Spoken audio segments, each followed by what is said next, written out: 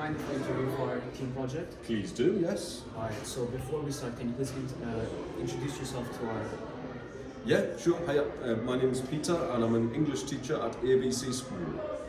Okay, so to start off, can you briefly describe your experience teaching during the pandemic? Yeah, so I was teaching before the pandemic. I was in Cambodia. I went back to the UK as the COVID pandemic started, and then taught during the pandemic and after the pandemic. And while you were teaching, do you think they were, not while, after the pandemic when you were teaching, do you think there were any increased levels of maybe stress, anxiety, depression in your classroom? And how did you, if there were, how did you handle these problems? Definitively, yes. I found that people's concentration levels definitely took a dip. I think people's overall well-being was definitely affected in terms of increased anxiety levels and general nervousness in the classroom. Of course. And when it came to it, did your classes struggle to adjust back to normal learning? And if they did, how did you help them maybe ease back into it? Yes, so I taught remotely back in the UK, and to be honest, the efficacy of it was very limited. I don't think it made much of an impact, so I felt like all of the classes who had been learning online had a lot of catching up to do, as well as their mental health suffering. I believe their intellectual development took a hit as well. And when it came down to it, do you think after the pandemic, the students may have lost their cognitive ability to maybe focus, learn in the classroom? And do you think maybe these effects differ from Gen Z and Gen Alpha? I don't think they're lost per se, but I do think they took a hit.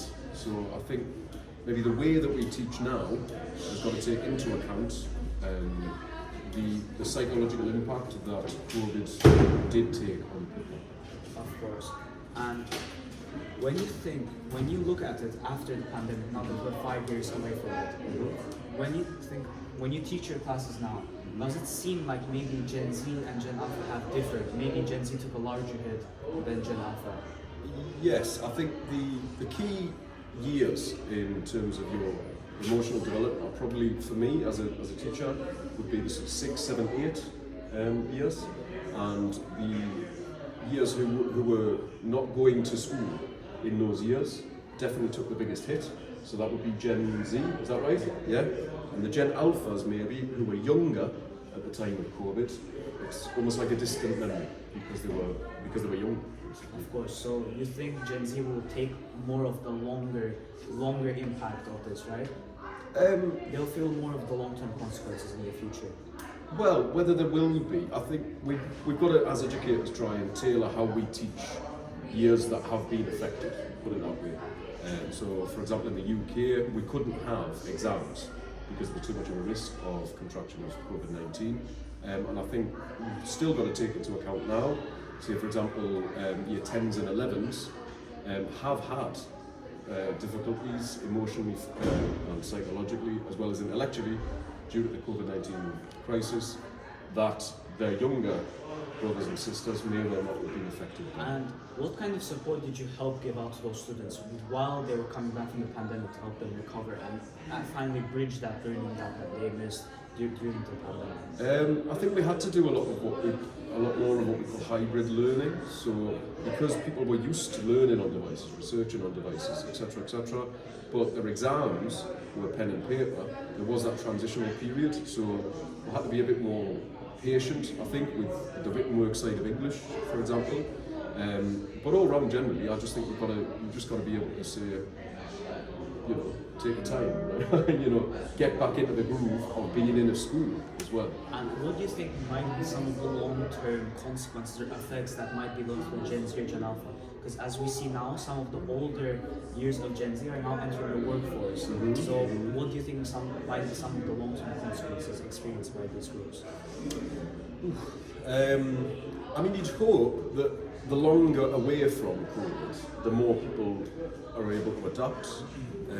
But just speaking from personal experience, I found that being in a lockdown situation definitely affected my personal mental health. So I'm sure that was an accentuated feeling for the young people as well. So maybe, I think, a greater awareness of people's mental well-being needs to be part of work for Gen Z and Gen Alpha. Put it Of that way. course. And one last thing before we move. Sure.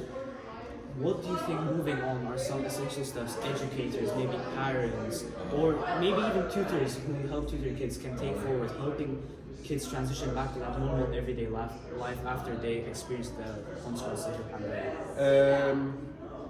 I think greater patience with people, because one of the side effects of anxiety can be sort of lack of concentration, lack of focus, greater flexibility in the way in which we teach. So as I mentioned earlier, hybrid learning has become a part of secondary schools, and just awareness as well. I think you've got to be aware of how people are in a classroom. Gone are the days like when I were a boy, where it was sit down, shut up, do this, seen not heard. That's got to change. Of course. Thank you for the interview. Thank you for your time. Quite all right. My pleasure.